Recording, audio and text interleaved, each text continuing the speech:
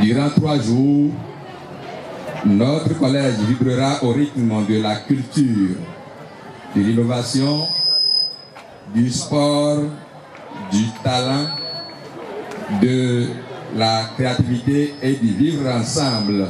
Ces journées ne sont pas de simples moments de distraction. Elles constituent un cadre d'expression, d'apprentissage et d'épanouissement pour les apprenants.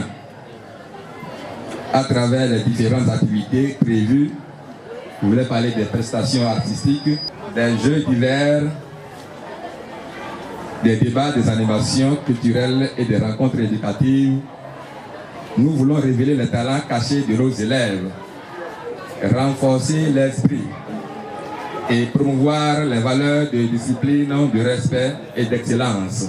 Révéler les talents des apprenants, promouvoir l'excellence pour ne citer d'abord que ceux-là sont les objectifs des journées culturelles et sportives de nos établissements scolaires. Avant l'allocution des autorités à divers niveaux, c'est une caravane géante qui a lancé les activités des journées culturelles et sportives du collège d'enseignement général de Diagankpevi ce jeudi 21 mai 2026.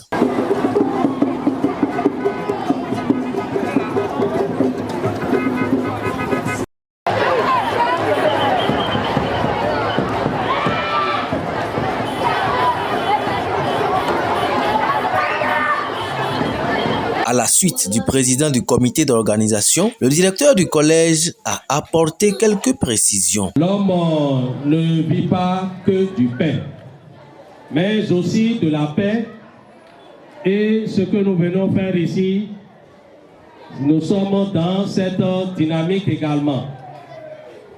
Pendant 9 mois, puisque nous avons commencé depuis septembre, on est déjà à 8 mois, bientôt 9 mois, que nous sommes à l'école, en train de recevoir des cours de mathématiques, des cours de physique, des cours de SVT, des cours et je sais vraiment comment citer.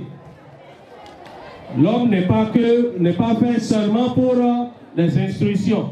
C'est un être humain complet et qui a besoin également de se nourrir de sa culture.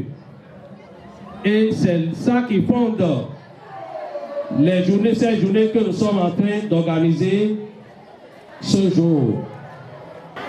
La culture, comme l'a dit un auteur, est l'âme d'un peuple. Elle représente nos traditions, nos valeurs, notre identité et notre manière de vivre ensemble. À travers ces journées, notre école veut aussi permettre aux classes culturelles initiées par son excellence, Monsieur Patrice Talon, pour faire éclore les talents cachés de nos apprenants. C'est aussi une occasion pour faire une restitution par rapport à ces classes culturelles. Je vous demande, avant de continuer, qu'on fasse un banc nourri pour notre chef d'État.